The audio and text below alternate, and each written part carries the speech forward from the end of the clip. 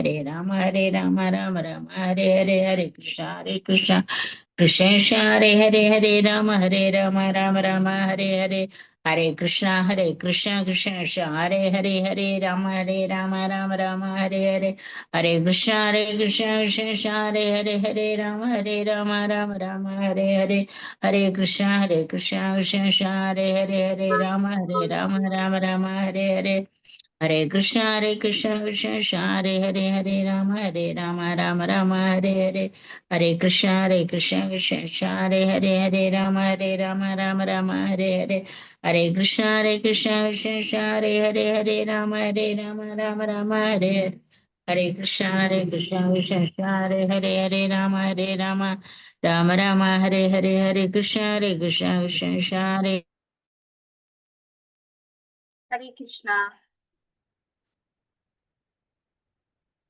कृष्ण എല്ലാവർക്കും ഹരേ കൃഷ്ണ. हरे कृष्ण माता जी, हरे कृष्ण माता जी, प्रणव माता जी.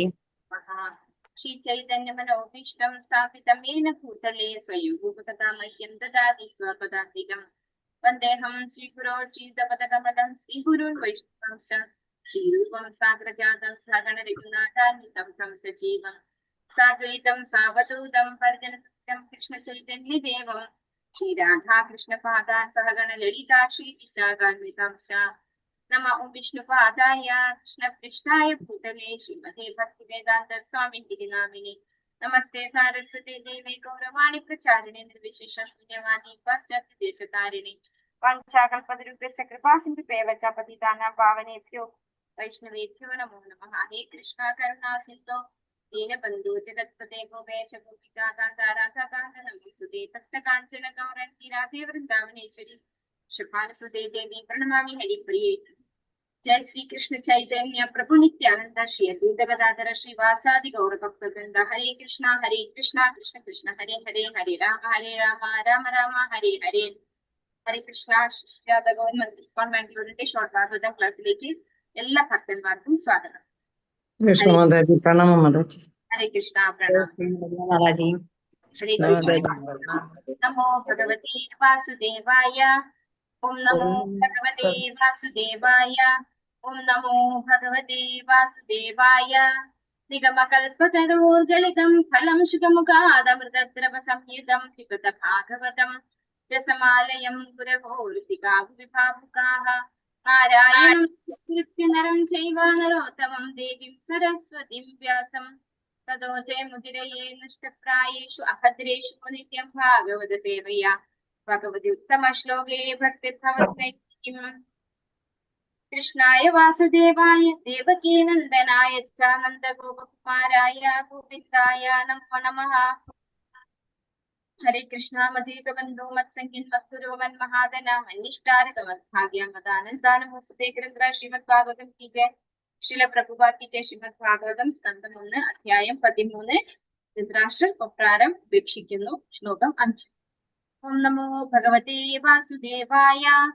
പ്രത്യജ്ജഗ്മുഃ പ്രഹർഷേണ പ്രാണം തന്വാ ഇവാഗതം അഭിസംഗമ്യ വിധിവത് പര്യശങ്കാഭി വാദനൈഹി. ഹരേ കൃഷ്ണ. എല്ലാവർക്കും ചൊല്ലാം. ഓം നമോ ഭഗവതേ വാസുദേവായ. ओम नमो भगवते वासुदेवाय. പ്രത്യജ്ജഗ്മുഃ പ്രഹർഷേണ പ്രാണം തന്വാ ഇവാഗതം അഭിസംഗമ്യ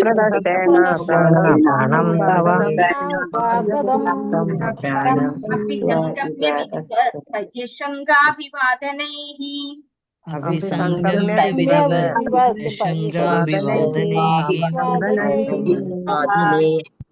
कृष्ण. ഹരേ കൃഷ്ണ.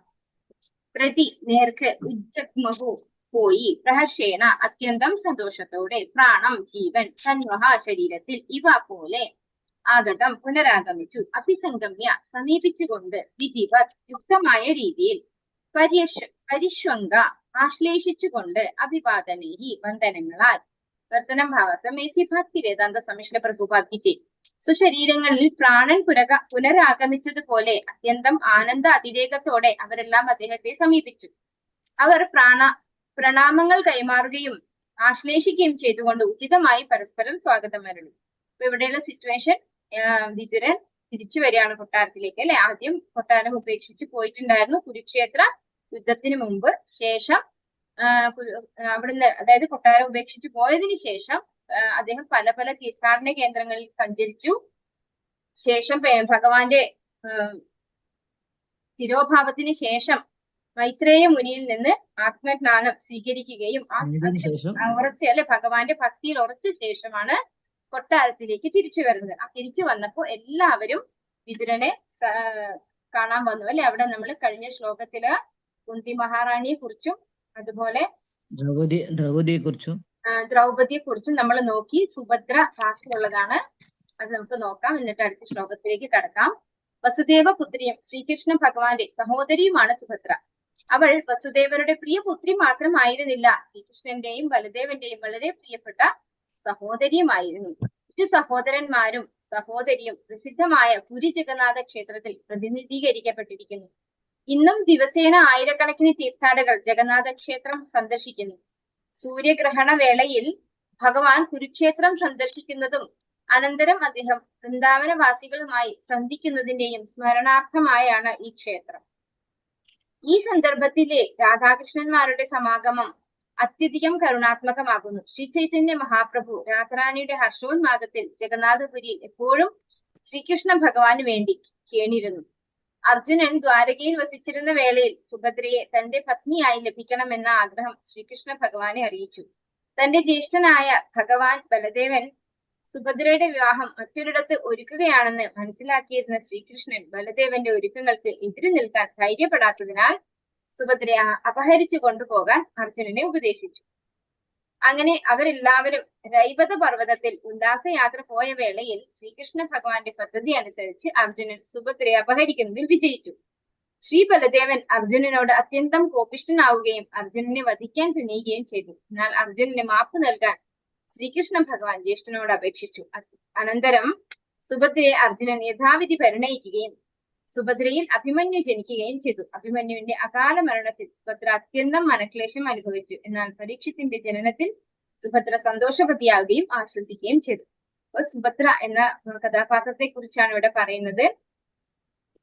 വസുദേവരുടെ പുത്രിയാണ്, അതുപോലെ ഭഗവാന്റെയും ബലരാമന്റെയും സഹോദരിയുമാണ്. അപ്പോ ഈ ഒരു റിസംബ്ലൻസ് അല്ലെ നമ്മൾ ജഗന്നാഥപുരിയിൽ കാണുന്നത് എങ്ങനെയാണ്? ബലദേവ്, സുഭദ്ര, ഭഗവാൻ അല്ലെ, ജഗന്നാഥ ഭഗവാൻ, അങ്ങനെയാണ് അവിടെ ഇരിക്കുന്നത്. ആ മൂർത്തിയുടെ ഒരു കോണ്ടെക്സ്റ്റ് പറയുന്നത് സൂര്യഗ്രഹണ വേളയിൽ ഭഗവാൻ കുരുക്ഷേത്രം സന്ദർശിക്കുന്നതും അനന്തരം അദ്ദേഹം വൃന്ദാവനവാസികളുമായി സന്ധിക്കുന്നതിന്റെയും സ്മരണാർത്ഥമായാണ് ഈ ക്ഷേത്രം. അപ്പോ ജഗന്നാഥപുരി ക്ഷേത്രം ആ ഒരു സ്മരണയിലാണ് ഇരിക്കുന്നത്. അതായത് സൂര്യഗ്രഹണ സമയത്ത് കുരുക്ഷേത്രത്തില് ഭഗവാൻ സന്ദർശിക്കുന്നു. അത് ഒപ്പം സുഭദ്രയും ബലരാമസ്വാമിയും ഉണ്ട്.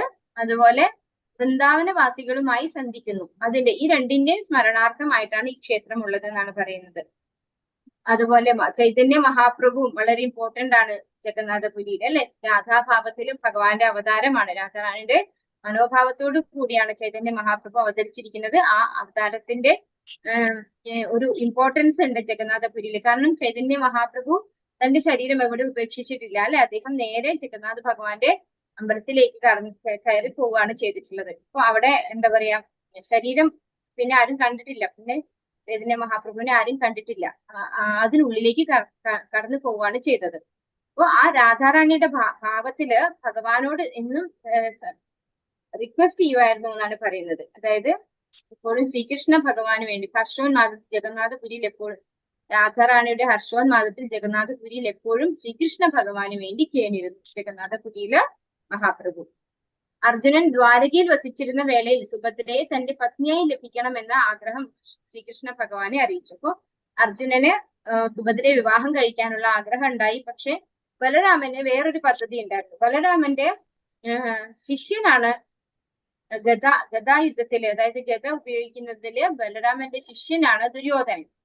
അപ്പൊ സുഭദ്രയെ ദുര്യോധനന് കല്യാണം കഴിപ്പിച്ചു കൊടുക്കാൻ ഒരു പദ്ധതി ബലരാമൻ ഇട്ടിട്ടുണ്ടായിരുന്നു. അത് അറിഞ്ഞത് കൊണ്ട് തന്നെ ഭഗവാൻ എന്ത് ചെയ്തു? അർജുനന്റെ ഈ ആഗ്രഹം നടത്തി കൊടുക്കാൻ വേണ്ടിയിട്ട് ഒരു സിറ്റുവേഷൻ ക്രിയേറ്റ് ചെയ്യാണ്. എല്ലാവരും രൈവത പർവ്വതത്തിൽ ഉല്ലാസയാത്ര പോയ സമയത്ത് ഭഗവാന്റെ പദ്ധതി അനുസരിച്ച് അർജുനൻ സുഭദ്രയെ അപഹരിക്കുന്നതിൽ വിജയിച്ചു. അപ്പൊ സഹോദരിയെ കട്ടുകൊണ്ടുപോകാൻ സഹോദരനായിട്ടുള്ള ഭഗവാൻ കൂട്ടുനിൽക്കുകയാണ് ചെയ്തത്. അപ്പോ ബലരാമന് വളരെ ദേഷ്യം വന്നു. അർജുനനെ വധിക്കാൻ പോലും പദ്ധതിയിട്ടു ബലരാമൻ എന്നാണ് പറയുന്നത്. പക്ഷെ ഭഗവാൻ പറയുമ്പോ ബലരാമന് വേറൊരു വാക്കില്ല അല്ലെ. നമുക്ക് എല്ലാ സിറ്റുവേഷനിലും അറിയാം, ബലരാമനോട് ഭഗവാൻ പറഞ്ഞു കഴിഞ്ഞാൽ പിന്നെ ബലരാമൻ എന്ത് തീരുമാനം എടുത്താലും അത് മാറ്റും. അപ്പൊ അങ്ങനെ അർജുനന് വേണ്ടി സംസാരിക്കുകയും ബലരാമന്റെ ദേഷ്യം കെട്ടടങ്ങുകയും ചെയ്തു. പിന്നീട് അർജുനന് സുഭദ്രയെ വിവാഹം കഴിച്ചു കൊടുത്തു. അതിലുണ്ടായിട്ടുള്ള കുട്ടിയാണ് അഭിമന്യു. ആ അഭിമന്യുവിന്റെ പുത്രനാണ് പരീക്ഷിത് മഹാരാജാവ്. അപ്പൊ അഭിമന്യു ചെറിയ പ്രായത്തിൽ മരിച്ചപ്പോ സുഭദ്ര വളരെ വിഷമം അനുഭവിച്ചു എന്നാണ് ഇവിടെ പറയുന്നത്. പക്ഷെ പരീക്ഷിത് മഹാരാജാവ് ഉണ്ടായപ്പോ വിശ്വസിച്ചു. ഇനി അടുത്ത ശ്ലോകത്തില് സ്വശരീരങ്ങളിൽ സ്വീകരിക്കുന്നത് വിതുരനെയാണ് സ്വീകരിക്കുന്നത്. അവർ പ്രണാമങ്ങൾ കൈമാറുകയും ആശ്ലേഷിക്കുകയും ചെയ്തുകൊണ്ട് ഉചിതമായി പരസ്പരം സ്വാഗതമരുളി. ഭാവാർത്ഥമേസി ഭക്തിവേദാന്ത സ്വാമി ശ്രീല പ്രഭുപാദ് പ്രജ്ഞയുടെ അഭാവത്തിൽ ശരീരത്തിലെ എല്ലാ അവയവങ്ങളും നിഷ്ക്രിയമായി തീരുന്നു. എന്നാൽ അവബോധം പുനരാഗമിക്കുമ്പോൾ എല്ലാ അവയവങ്ങളും ഇന്ദ്രിയങ്ങളും ക്രിയാത്മകമാവുകയും അസ്തിത്വം തന്നെ ആനന്ദപ്രദമായി തീരുകയും ചെയ്യുന്നു. കൗരവകുലത്തിലെ അംഗങ്ങൾ വിതുരരോട് അതിരേകമായി പ്രിയമുള്ളവരാകിയാൽ കൊട്ടാരത്തിൽ നിന്നുള്ള അദ്ദേഹത്തിന്റെ ദീർഘകാലത്തെ അഭാവം നിഷ്ക്രിയാവസ്ഥയ്ക്ക് സമാനമായിരുന്നു. വിതുരരുടെ വേർപാട് അവർക്കെല്ലാം തീവ്രമായി അനുഭവപ്പെട്ടിരുന്നതിനാൽ രാജകൊട്ടാരത്തിലേക്കുള്ള അദ്ദേഹത്തിന്റെ പുനരാഗമനം ഏവർക്കും ആനന്ദപ്രദായകമായിരുന്നു. അപ്പോൾ ഇവിടെ ശ്രീല പ്രഭുപാദർ ഉപയോഗിച്ചിരിക്കുന്ന ഉപമയും വളരെ വിശേഷപ്പെട്ടതാണ്. എന്താ ഇവിടെ പറയുന്നത്? പ്രജ്ഞ. എങ്ങനെയാണോ പ്രജ്ഞ ഇല്ലാതെ ആയാൽ നമ്മുടെ ശരീരങ്ങളൊക്കെ നിലച്ചു പോകുന്നത്, അതുപോലെ ഇമ്പോർട്ടന്റ് ആയിരുന്നു വിതുരര് കൗരവരുടെ കുലത്തില്. അത്രയും എല്ലാവർക്കും പ്രിയപ്പെട്ട ആളായിരുന്നു വിതുരര്. അപ്പൊ വിതുരരുടെ അഭാവം അവിടെ അത്രമാത്രം പ്രജ്ഞ ഇല്ലാത്ത ശരീരം പോലെ ആയിരുന്നു എന്നാണ് ഇവിടെ ഉപമിക്കുന്നത്. അപ്പൊ പ്രജ്ഞ ഉണ്ടെങ്കിൽ മാത്രമേ ശരീരത്തിന് ക്രിയാത്മകമാകാൻ സാധിക്കുള്ളൂ. അതുപോലെ വിതുരരുണ്ടാകുമ്പോ എല്ലാവരും ആക്റ്റീവായിരുന്നു. വിതുരരില്ലായിരുന്നപ്പോ എല്ലാവർക്കും അത്രയും പ്രിയപ്പെട്ട ഒരാൾ ഇല്ലാതായി പോകുമ്പോ ഉണ്ടാകുന്ന ആ ഒരു പ്രയാസം അവിടെ ദീർഘകാലത്തേക്ക് തന്നെ ഉണ്ടായിരുന്നു. അപ്പോ അദ്ദേഹം തിരിച്ചു വന്നപ്പോ ആ ഒരു ജീവൻ തിരിച്ചു കിട്ടിയതുപോലെ, പ്രജ്ഞ തിരിച്ചു കിട്ടിയതുപോലെ അവരൊക്കെ വളരെ സന്തോഷത്തിലായി എന്നാണ് പറയുന്നത്. വിതുരരുടെ വേർപാട് അവർക്കെല്ലാം തീവ്രമായി അനുഭവപ്പെട്ടിരുന്നതിനാൽ രാജകൊട്ടാരത്തിലേക്കുള്ള അദ്ദേഹത്തിന്റെ പുനരാഗമനം ഏവർക്കും ആനന്ദപ്രദായകമായിരുന്നു. അപ്പോ എല്ലാവരും വളരെ സന്തോഷത്തിലായി വിതുരരെ മടങ്ങി വന്നപ്പോ. ഓം നമോ ഭഗവതേ വാസുദേവായ. മുമുജുഃ പ്രേമ ബാഷ്പൗഖം വിരഹൗദണ്ഡ്യകാതരാഃ രാജാത്തമർഹയാൻ ചക്രേ കൃതാസന പരിഗ്രഹം. എല്ലാവർക്കും ചൊല്ലാം. ഓം നമോ ഭഗവതേ വാസുദേവായ.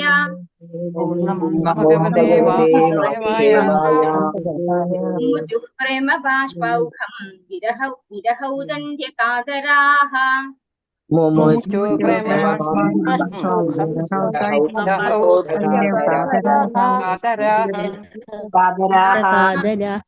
രാജാതമർഹയാൻ ചക്രേ കൃതാസന പരിഗ്രഹം.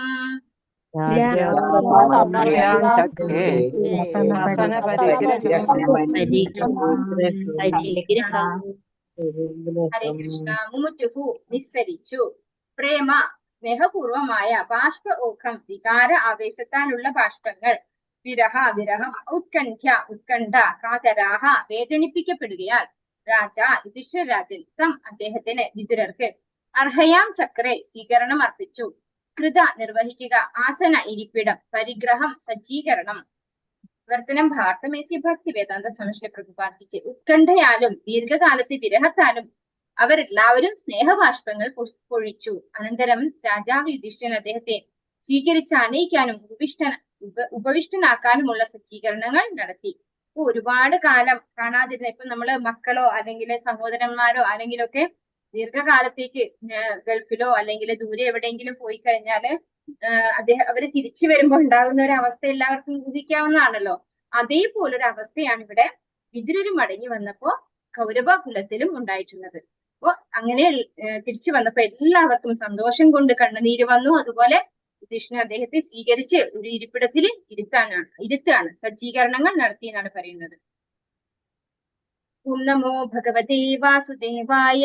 തം ഭുക്തവന്തം വിശ്രാന്തം ആസീനം സുഖമാസനെ പ്രശ്രയാവനതോ രാജ പ്രാഹതേഷാം ച ശൃണ്വതാം. എല്ലാവർക്കും ചൊല്ലാം. ഓം നമോ ഭഗവതേ വാസുദേവായ. ഓം നമോ ഭഗവതേ വാസുദേവായ. സംഭുക്തവന്തം വിശ്രാന്തം ആസീനം സുഖമാസനേ. സംഭുക്തവന്തം വിശ്രാന്തം സുഖമാസനേ. പൃഷ്ടയാവനതോ രാജാ പ്രാഹതീഷാം ച ശൃണ്വതാം. പ്രയാവനതോ രാജാ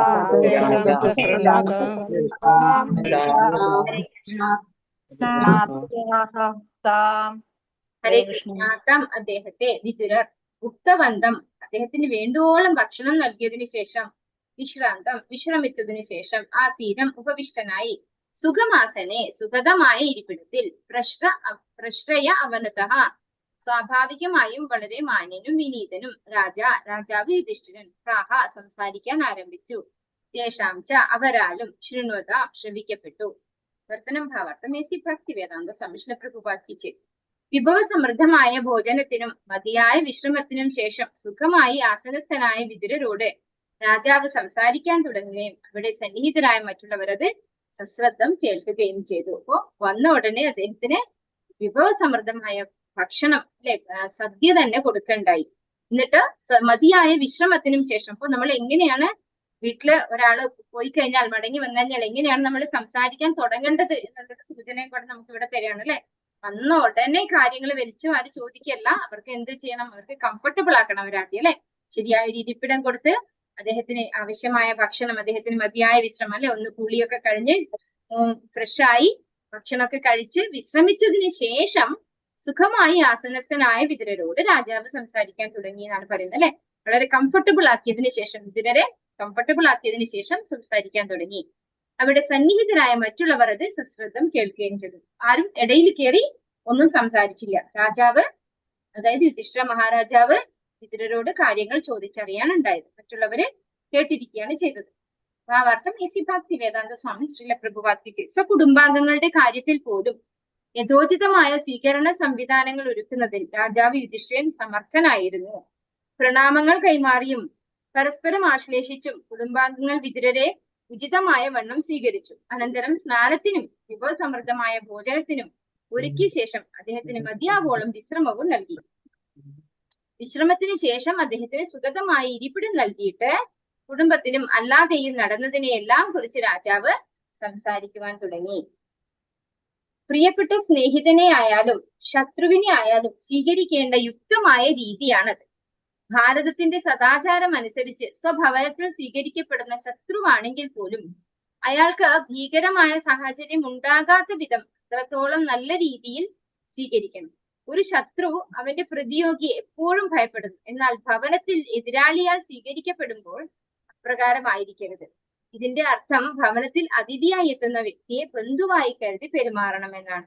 അങ്ങനെ ഉള്ളപ്പോൾ എല്ലാ കുടുംബാംഗങ്ങളുടെയും അഭ്യുദയകാംക്ഷിയായ വിതുരരെ പോലെയുള്ള കുടുംബാംഗത്തിന്റെ കാര്യം പിന്നെ പറയാനില്ലല്ലോ. പ്രകാരം എല്ലാ കുടുംബങ്ങളുടെയും സാന്നിധ്യത്തിൽ മഹാരാജാ യുധിഷ്ഠിരൻ സംസാരിക്കുവാൻ തുടങ്ങി. അപ്പൊ എങ്ങനെയാണ് വീട്ടിലേക്ക് ഒരു അതിഥി, അത് കുടുംബാംഗം നമ്മൾ സ്വീകരിക്കണം എന്നിവിടെ പറയുന്നു. അതുപോലെ പ്രഭുവാതിർ പറഞ്ഞു തരികയാണ്, വീട്ടിലൊരു ശത്രുവാണ് വരുന്നത്. നമ്മൾ പുറത്ത് കാണുമ്പോൾ ചിലപ്പോൾ കൂട്ടിമുട്ടിയ മിണ്ടില്ലായിരിക്കും അല്ലെ, ചിരിക്കില്ല, പരസ്പരം മുഖത്ത് നോക്കിയാൽ ചിരിക്കില്ലായിരിക്കും. പക്ഷെ അങ്ങനെയുള്ളൊരു ശത്രുവാണ് ആണെങ്കിൽ പോലും നമ്മുടെ വീട്ടിൽ വന്നു കഴിഞ്ഞാൽ ആ വ്യക്തി ആരാണ്? നമ്മുടെ അതിഥിയാണ് അല്ലെ.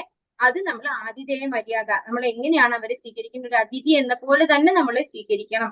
നമ്മൾ ഒരിക്കലും ഒരു വിരോധം അല്ലെങ്കിൽ ഒരു വെറുപ്പ് ഒന്നും കാണിക്കരുത് അവരോട് എന്നാണ് പറയുന്നത്.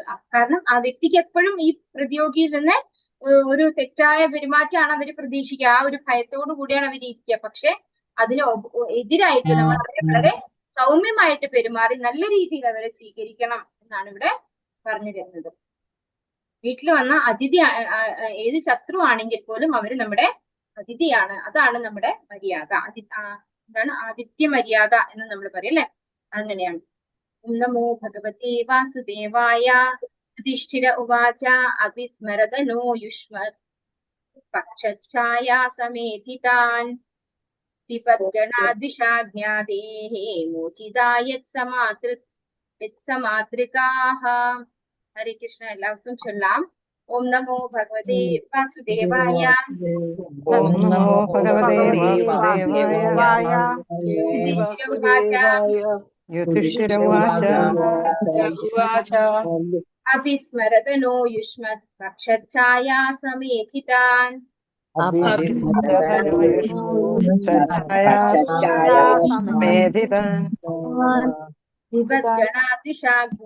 വിപദ്ഗണാദ്വിഷാജ്ഞാദേः ഉചിതായത് സമാതൃകാः.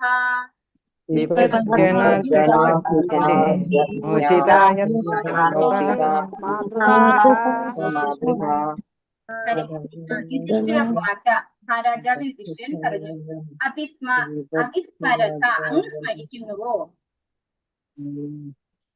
ഞങ്ങളെ യുഷ്മത് അങ്ങയിൽ നിന്നും പക്ഷ ഒരു പക്ഷിയുടെ ചിറകിൻ കീഴിൽ എന്ന പോലെ ഞങ്ങളോട് പക്ഷഭേദമുള്ള ഛായ സംരക്ഷണം സമേതിതാൻ അങ്ങയാൽ വളർത്തപ്പെട്ട ഞങ്ങൾ വിപദ്ഗണ വിവിധ തരത്തിലുള്ള വിപത്തുകളിൽ നിന്നും വിഷം നൽകുന്നതിൽ നിന്നും അഗ്നി ആദേഹേ അഗ്നിക്കിരയാക്കുന്നതിൽ നിന്നും മോചിതാഹ രക്ഷപ്പെടുത്തി യത് അങ്ങ് എന്തൊക്കെ ചെയ്തു സ കൂടെ മാതൃകാഹ ഞങ്ങളുടെ മാതാവ്. വർദ്ധനം ഭാഗം ഈസി ഭക്തിവേദം. മഹാരാജാവ് യുധിഷ്ഠിരൻ പറഞ്ഞു, നാനാവിധത്തിലുള്ള അത്യാഹിതങ്ങളിൽ നിന്നും ഞങ്ങളുടെ മാതാവിനോടൊപ്പം ഞങ്ങളെ അങ്ങ് എങ്ങനെയാണ് രക്ഷിച്ചതെന്ന് ഓർക്കുന്നുണ്ടോ? പക്ഷിയുടെ ചിറകുകൾ എന്ന പോലെ അങ്ങയുടെ പക്ഷപാതം ഞങ്ങളെ വിഷബാധയിൽ നിന്നും അഗ്നിബാധയിൽ നിന്നും രക്ഷിച്ചു. അപ്പോ ഇവിടെ മഹാരാജാവ് യുധിഷ്ഠിരൻ ഇവരോട് സംസാരിച്ചു തുടങ്ങാണ്. പണ്ട് അച്ഛനൊന്നും ഇല്ലാതിരുന്ന ആ ഒരു കുട്ടിക്കാലത്ത് എങ്ങനെയാണ് ഞങ്ങളെ സംരക്ഷിച്ചത്. ഒരു പക്ഷി തന്റെ മക്കൾക്ക് ചിറകിനകത്ത് സംരക്ഷണം നൽകുന്നത് പോലെയാണ് ഇവര് പാണ്ഡവർക്ക് സംരക്ഷണം നൽകിയത്. ഈ കാര്യങ്ങളൊക്കെ ഓർക്കുന്നുണ്ടോ? അതുപോലെ ഞങ്ങളുടെ മാതാവിനെ. ഹരേ കൃഷ്ണ.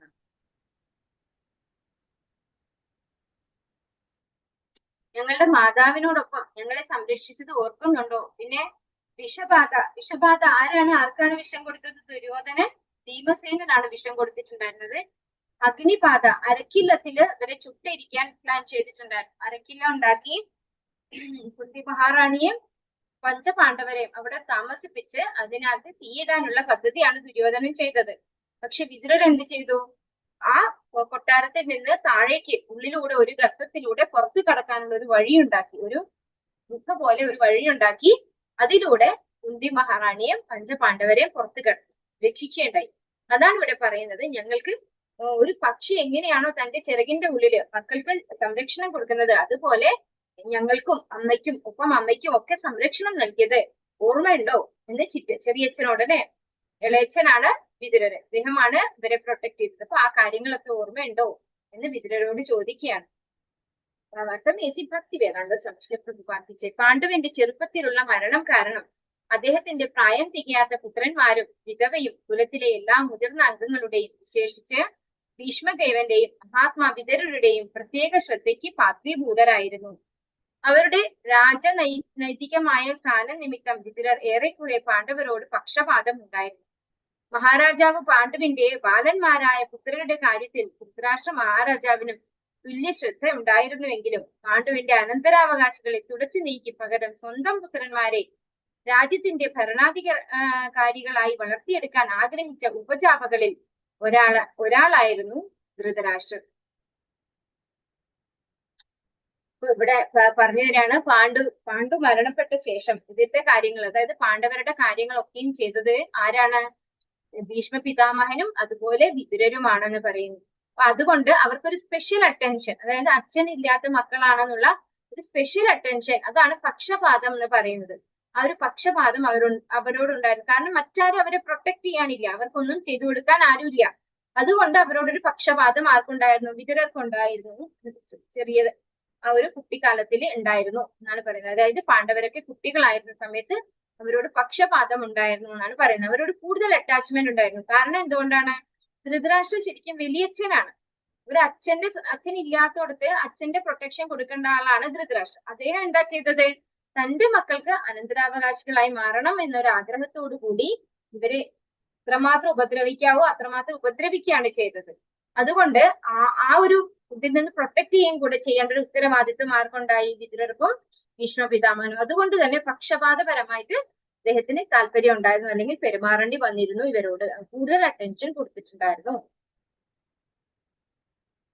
ധൃതരാഷ്ട്രയുടെയും കൂട്ടരുടെയും ഈ ഗൂഢാലോചന മഹാത്മാവ് വിതുരർ മനസ്സിലാക്കിയിരുന്നു. ആകയാൽ തന്റെ ജ്യേഷ്ഠനായ ധൃതരാഷ്ട്രയുടെ വിശ്വസ്ത സേവകനായിരുന്നിട്ട് കൂടി സ്വപുത്രർക്ക് വേണ്ടിയുള്ള ധൃതരാഷ്ട്രയുടെ ഈ രാഷ്ട്രീയ ദുരഭിലാഷം അദ്ദേഹത്തിന് ഇഷ്ടപ്പെട്ടിരുന്നില്ല. അതുകൊണ്ട് പാണ്ഡവരുടെയും വിധവയായ അവരുടെ മാതാവിന്റെയും രക്ഷയിൽ അദ്ദേഹം സദാ ജാഗരൂകനായിരുന്നു. ഇപ്പോ ജ്യേഷ്ഠനാണ്, അതുപോലെ കുട്ടികൾക്ക് വലിയച്ഛനാണ്, അവരുടെ പ്രൊട്ടക്ട് ചെയ്യേണ്ട ആളാണ്. എന്നിട്ട് എന്താ ചെയ്യുന്നത്? നേരെ ഓപ്പോസിറ്റ് അവരെ ഉപദ്രവിക്കുകയാണ് ചെയ്തത്. അതുകൊണ്ട് തന്നെ അദ്ദേഹത്തിന്റെ വിശ്വസ്ത സേവകൻ, അതായത് ധൃതരാഷ്ട്രയുടെ വിശ്വസ്ത സേവകനായിട്ട് കൂടി വിതുരര് പാണ്ഡവരോട് പക്ഷപാതം ഉണ്ടാക്കി.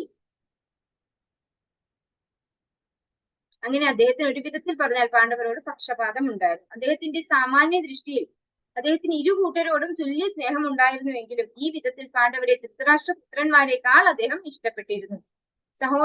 സഹോദര പുത്രന്മാരായ ഇരു കൂട്ടരോടും തുല്യ സ്നേഹം ഉണ്ടായിരുന്നത് ഏതു തരത്തിലെന്നാൽ സ്വന്തം പിതൃ സഹോദര പുത്രന്മാർക്കെതിരെ ഉപജാപം നടത്തുന്ന ദുര്യോധനന്റെ നടപടി അദ്ദേഹം എപ്പോഴും കഠിനമായി ശാസിച്ചിരുന്നു. സ്വപുത്രർക്ക് പ്രോത്സാഹനം നൽകുന്ന തന്റെ ജ്യേഷ്ഠന്റെ പ്രവൃത്തി അദ്ദേഹം നിരന്തരം വിമർശിക്കുകയും അതേസമയം പാണ്ഡവർക്ക് പ്രത്യേക സംരക്ഷണം നൽകുന്നതിന് അദ്ദേഹം സദാ ജാഗരൂകനുമായിരുന്നു. അതായത് ഇവിടെ പറഞ്ഞു തരുന്നത് എങ്ങനെയാണ് ഈ പക്ഷപാതം ഉണ്ടെങ്കിലും അവർക്ക് അതായത് വിതുരർക്ക് തുല്യ ഇഷ്ടമായിരുന്നു, തുല്യ സ്നേഹമായിരുന്നു രണ്ട് ജ്യേഷ്ഠന്മാരോടും രണ്ട് ജ്യേഷ്ഠന്മാരുടെ കുടുംബത്തോടും. അതായത് ധൃതരാഷ്ട്രോടും ധൃതരാഷ്ട്ര മക്കളോടും അതുപോലെ തന്നെയാണ് പാണ്ഡവരോടും പാണ്ഡുവിന്റെ മക്കളോടും. ആ ഒരേ റിലേഷൻഷിപ്പാണ് അല്ലെ, രണ്ടും ജ്യേഷ്ഠന്മാരാണ്. ഒരേപോലെ ആയിരുന്നെങ്കിലും പറയുന്നു ഇവിടെ പാണ്ഡവരോട് പക്ഷപാതം ഉണ്ടായിരുന്നു. അതിന്റെ എക്സ്പ്ലനേഷൻ ആണ് ഇവിടെ പറഞ്ഞത്. അതായത് ധൃതരാഷ്ട്രം ശരിക്കും എന്താ ചെയ്യുന്നത്? തെറ്റായ പ്രവൃത്തിയാണ് ചെയ്യുന്നത് അല്ലെ. ദുര്യോധനം ധൃതരാഷ്ട്രം ചെയ്യുന്നത് തെറ്റായ പ്രവൃത്തിയാണ്. ആ തെറ്റായ പ്രവൃത്തിക്ക് അവരെ ശാസിച്ചിരുന്നു. കാരണം ആ തെറ്റ് ചെയ്യാതിരിക്കുന്നതാണ് ഒരു ജ്യേഷ്ഠൻ ചെയ്യേണ്ടത്. ശരിക്കും അവരെ നേരായ മാർഗത്തിൽ പോകണമെങ്കിൽ എന്ത് വേണം? അവർ ആ തെറ്റ് ചെയ്യാതിരിക്കണമായിരുന്നു. അതിനു വേണ്ടിയാണ് അവരെ ശാസിച്ചത്. അതായത് പാണ്ഡവർക്ക് എന്താണ്? അവരെ മറ്റൊരാൾ ഉപദ്രവിക്കുകയാണ്, ബലവാനായിട്ടുള്ള അല്ലെങ്കിൽ അവരെ സംരക്ഷിക്കേണ്ട ഒരാൾ അവരെ ഉപദ്രവിക്കുമ്പോൾ അദ്ദേഹത്തിന്റെ ഉപദ്രവത്തിൽ നിന്നും അവരെ പ്രൊട്ടക്ട് ചെയ്യാന്നുള്ളത് ഒരു ഉത്തരവാദിത്തമായിട്ട് എടുക്കുകയാണ് വിതുരർ ചെയ്തത്. അതുകൊണ്ടാണ് അവിടെ പക്ഷപാതം എന്ന് പറഞ്ഞത്. മനസ്സിലായിട്ടുണ്ടാവും എന്ന് വിചാരിക്കുന്നു. രാഷ്ട്രീയത്തിലെ വിതുരരുടെ ഈ വിധ പ്രവർത്തനങ്ങൾ പാണ്ഡവരോട് പക്ഷപാതമുള്ളവൻ എന്ന ഖ്യാതി അദ്ദേഹത്തിന് നേടിക്കൊടുത്തു. സുദീർഘമായ തീർത്ഥാടനത്തിന് വിതുരർ ഭവനത്തിൽ നിന്നും യാത്രയാകുന്നതിന് മുമ്പുള്ള അദ്ദേഹത്തിന്റെ പൂർവ്വചരിത്രത്തെക്കുറിച്ച് മഹാരാജാവ് യുധിഷ്ഠിരൻ പരാമർശിച്ചിരിക്കുന്നു. കുലത്തിലുണ്ടായ മഹത്തായ ഭാഗ്യവിപര്യമായ കുരുക്ഷേത്ര യുദ്ധാനന്തരവും വിതുരർ തന്റെ മുതിർന്ന സഹോദരപുത്രന്മാരോട് കാരുണ്യവും പക്ഷപാതവും ഉള്ളവനാണെന്ന വസ്തുത മഹാരാജാവ് യുധിഷ്ഠിരൻ അദ്ദേഹത്തെ ഓർമ്മപ്പെടുത്തുകയും ചെയ്തു. അപ്പോ കുരുക്ഷേത്ര യുദ്ധത്തിന് ശേഷം, അതായത് ഇപ്പോഴാണ് വരുന്നത് അല്ലെ, കുരുക്ഷേത്ര യുദ്ധത്തിന് ശേഷം വരുന്നത് ഇപ്പോഴാണ്. അപ്പോ എല്ലാ സമയത്തും ഈ ഒരു പാണ്ഡവരോട് സ്പെഷ്യൽ അറ്റൻഷൻ, അതായത് പക്ഷപാതം ആർക്കുണ്ടായിരുന്നു എന്നാണ് ഇവിടെ പറയുന്നത്? വിതുരർക്കുണ്ടായിരുന്നു. ശരിക്കും അതൊരു പക്ഷപാതമല്ല, അവരെ പ്രൊട്ടക്ട് ചെയ്യേണ്ടവരെ ഉപദ്രവിക്കുമ്പോൾ അവരെ പ്രൊട്ടക്ട് ചെയ്യാനുള്ള ഒരു ഉത്തരവാദിത്വം ഏറ്റെടുത്തത് കൊണ്ടാണ് അത് നമ്മുടെ കാഴ്ചയിൽ പക്ഷപാതമായിട്ട് തോന്നുന്നത്. അല്ലെങ്കിൽ അദ്ദേഹത്തിന് രണ്ട് സഹോദരന്മാരോടും അവരുടെ കുടുംബത്തോടും ഒരേപോലെ ഇഷ്ടമായിരുന്നു. കുരുക്ഷേത്ര യുദ്ധത്തിന് മുമ്പ് തന്റെ സഹോദരപുത്രന്മാരെ സമാധാനപരമായി ഉന്മൂലനം ചെയ്യുക എന്നതായിരുന്നു ധൃതരാഷ്ട്രയുടെ പദ്ധതി. ആകയാൽ വാരണാവതത്തിൽ ഒരു അരക്കു മാളിക പണിയാൻ അദ്ദേഹം പുരോചനനോട് ആജ്ഞാപിക്കുകയും മാളിക പൂർത്തിയായപ്പോൾ തന്റെ സഹോദരന്റെ കുടുംബം അവിടെ കുറച്ചു കാലം വസിക്കണമെന്ന് ആവശ്യപ്പെടുകയും ചെയ്തു. രാജകുടുംബത്തിലെ എല്ലാ അംഗങ്ങളുടെയും സാന്നിധ്യത്തിൽ പാണ്ഡവർ ആ കൊട്ടാരത്തിലേക്ക് വിടവാങ്ങിയപ്പോൾ വിതുരർ ധൃതരാഷ്ട്രയുടെ ഭാവി പദ്ധതിയെക്കുറിച്ച് പാണ്ഡവർക്ക് തന്ത്രപരമായ നിർദ്ദേശങ്ങൾ നൽകി. മഹാഭാരതം ആദിപർവം 113. മഹാഭാരതത്തിൽ ഇക്കാര്യം പ്രത്യേകം എടുത്തു പറഞ്ഞിട്ടുണ്ട്. അദ്ദേഹം പരോക്ഷമായി ഇവണ്ണം സൂചന നൽകി: ഉരുക്കുകൊണ്ടോ അല്ലെങ്കിൽ മറ്റെന്തെങ്കിലും ഭൗതിക പദാർത്ഥങ്ങളാലോ നിർമ്മിക്കാത്ത ആയുധം ശത്രുവിനെ വധിക്കുന്നതിന് ആവശ്യമായതിൽ കൂടുതൽ മൂർച്ചയുള്ളതാകാം. ഇതറിയുന്ന ഒരാളെ നിശ്ചയമായും വധിക്കുവാൻ സാധ്യമല്ല. അതായത് വാരണാവതത്തിലേക്ക് പാണ്ഡവരെ അയക്കുന്നത് വധിക്കുവാനാണെന്ന് അദ്ദേഹം ഇവിടെ സൂചിപ്പിച്ചു. ആകയാൽ പുതിയ കൊട്ടാരത്തിൽ വസിക്കുന്നത് അത്യന്തം കരുതലോടെ വേണമെന്ന് വിതുരർ യുധിഷ്ഠിരന് മുന്നറിയിപ്പ് നൽകി. അഗ്നിയെ സംബന്ധിച്ച സൂചനയും അദ്ദേഹം നൽകിയെന്ന് മാത്രമല്ല, അഗ്നിക്ക് ആത്മാവിനെ നശിപ്പിക്കുവാൻ സാധ്യമല്ലെന്നും അതേസമയം ഭൗതിക ശരീരത്തെ നശിപ്പിക്കാൻ സാധിക്കുമെന്നും എന്നാൽ ആത്മാവിനെ സംരക്ഷിക്കുന്നവൻ ജീവിക്കുമെന്നും പറഞ്ഞു. മഹാരാജാവ് യുധിഷ്ഠിരനും വിതുരർക്കും മധ്യേ നടന്ന ഈ പരോക്ഷ സംഭാഷണം കുന്തി ദേവിക്ക് മനസ്സിലായില്ല. അതിനാൽ സംഭാഷണത്തിന്റെ സാരം എന്തെന്ന് ആരാഞ്ഞ കുന്തി ദേവിയോട് അവർ അധിവസിക്കുവാൻ പോകുന്ന കൊട്ടാരത്തിൽ അഗ്നിബാധ ഉണ്ടാകാനുള്ള സാധ്യതയുണ്ടെന്ന് വിതുരർ പറഞ്ഞതിൽ നിന്ന് മനസ്സിലാക്കാമെന്ന് യുധിഷ്ഠിരൻ പറഞ്ഞു. പിന്നീട് പാണ്ഡവരുടെ പക്കൽ പ്രച്ഛന്ന വേഷത്തിലെത്തിയ വിതുരർ കൃഷ്ണപക്ഷത്തിലെ 14-ാം ദിനത്തിൽ കൊട്ടാര സൂക്ഷിപ്പുകാരൻ കൊട്ടാരത്തിൽ തീ വയ്ക്കുമെന്ന വൃത്താന്തം അറിയിച്ചു. പാണ്ഡവരെല്ലാവരും അവരുടെ മാതാവിനോടൊപ്പം മരണപ്പെടുമെന്ന ധൃതരാഷ്ട്രന്റെ ഗൂഢാലോചനയായിരുന്നു അത്. വിതുരരുടെ താക്കീത് അനുസരിച്ച് പാണ്ഡവർ ഭൂമിക്കടിയിലെ ഒരു തുരങ്കത്തിലൂടെ രക്ഷപ്പെട്ടു. പാണ്ഡവർ രക്ഷപ്പെട്ട വിവരം ധൃതരാഷ്ട്ര അറിയാതെ ഇരിക്കാനായിരുന്നു അത്. പാണ്ഡവരെല്ലാവരും മരണപ്പെട്ടു എന്ന് കൗരവർക്ക് തീർച്ചയായിരുന്നതിനാൽ ധൃതരാഷ്ട്ര അത്യന്തം പ്രസന്നതയോടെ അവരുടെ അന്തിമ സംസ്കാര കർമ്മങ്ങൾ നിർവഹിച്ചു. അനുശോചന വേളയിൽ കൊട്ടാരത്തിലെ എല്ലാ അംഗങ്ങളും ദുഃഖാധിക്യത്താൽ വിലപിച്ചു. എന്നാൽ പാണ്ഡവർ എവിടെയോ ജീവിച്ചിരിക്കുന്നു എന്ന് അറിയാവുന്നതിനാൽ വിതുരർ ദുഃഖിച്ചില്ല.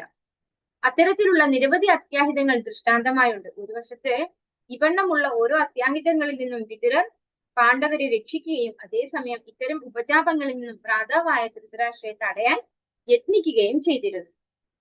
ആകയാൽ ഒരു പക്ഷി സ്വന്തം മുട്ടകളെ എപ്രകാരമാണോ തന്റെ ചിറകുകളാൽ സംരക്ഷിക്കുന്നത് അപ്രകാരം അദ്ദേഹം സദാ പാണ്ഡവരോട് പക്ഷപാതമുള്ളവനായിരുന്നു. അപ്പൊ ഇവിടെ വിശദമായിട്ട് അരക്കില്ലത്തില് അവരെ ചുട്ടരിക്കാനുള്ള പദ്ധതിയെ കുറിച്ച് എക്സ്പ്ലെയിൻ ചെയ്യാണ്.